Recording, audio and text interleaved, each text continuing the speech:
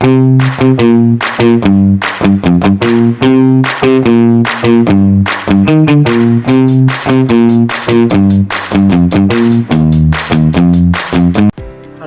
kembali lagi bersama saya Carlos Leonel Satori dengan NPM 23081011. Kali ini kita akan melanjutkan proses perancangan dan implementasi SPNX.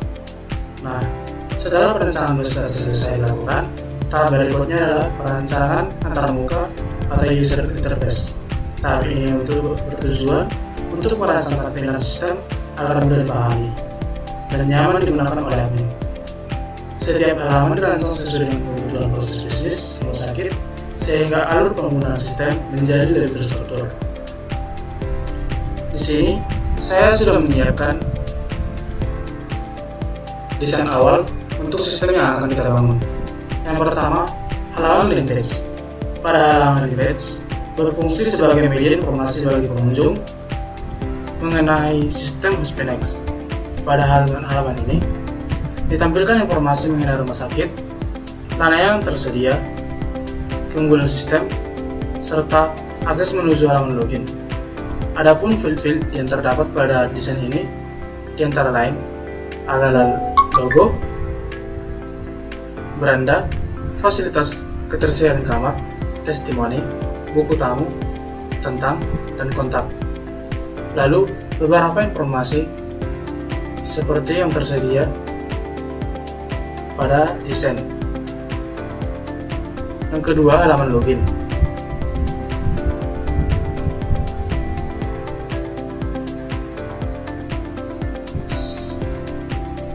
Halaman login digunakan sebagai proses autentikasi pengguna. Karena pada sistem ini hanya terdapat satu aktor yaitu admin, maka halaman login hanya digunakan oleh admin untuk mengakses sistem. Admin harus memasukkan username dan password sesuai agar dapat masuk ke dalam halaman dashboard. Selanjutnya, setelah selesai berhasil login, admin akan diarahkan ke halaman dashboard. Di halaman dashboard, terdapat beberapa field seperti logo, sidebar menu yang berisi dashboard, master data, transaksi, monitoring, laporan, pengguna, pengaturan, dan tombol logout. Adapun beberapa informasi yang terdapat pada halaman dashboard seperti pemberitahuan selamat datang kepada administrator, total pasien, total dokter, total perawat, total ruangan, occupancy rate, hingga pendapatan. Selain itu, dashboard juga menampilkan grafik maupun statistik yang memudahkan admin dalam memantau operasional rumah sakit secara cepat. Selanjutnya, kita masuk ke dalam rancangan desain master data untuk halaman dokter. Pada halaman ini, master data memiliki menu-menu seperti halaman dokter, perawat, pasien, gedung, lantai, kelas, ruangan, dan jadwal dokter. Adapun atribut yang terdapat pada halaman dokter yaitu tombol untuk tambah dokter, lalu untuk menampilkan form input untuk menambahkan data dokter. Setelah data dimasukkan, data akan tampil pada tabel data yang berisi atribut nomor, foto, nama, spesialis, telepon, dan aksi. Nah, untuk aksi ini, kita dapat melakukan aksi seperti lihat detail, atau yang biasa disebut untuk detail dokter, lalu aksi untuk edit maupun hapus. Di sini, saya hanya menampilkan rancangan untuk halaman dokter, karena untuk data perawat, pasien, gedung, lantai, kelas, ruangan, dan jadwal dokter memiliki tampilan yang hampir sama. Tampilan tersebut hanya dibedakan berdasarkan atribut yang ada pada kolom setiap tampilan yang akan muncul pada tabel data. Selanjutnya, kita masuk ke dalam halaman rancangan transaksi.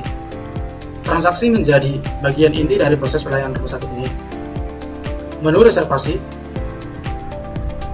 digunakan untuk mencatat pemesanan kamar yang dilakukan oleh pasien.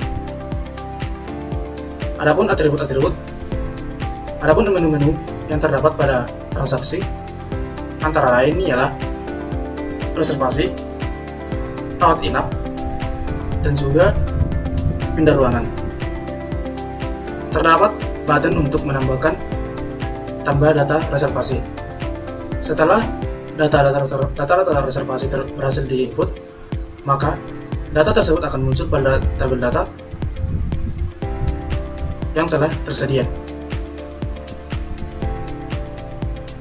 Lalu, monitoring. Salah satu fitur utama Hospinex adalah halaman monitoring ruangan.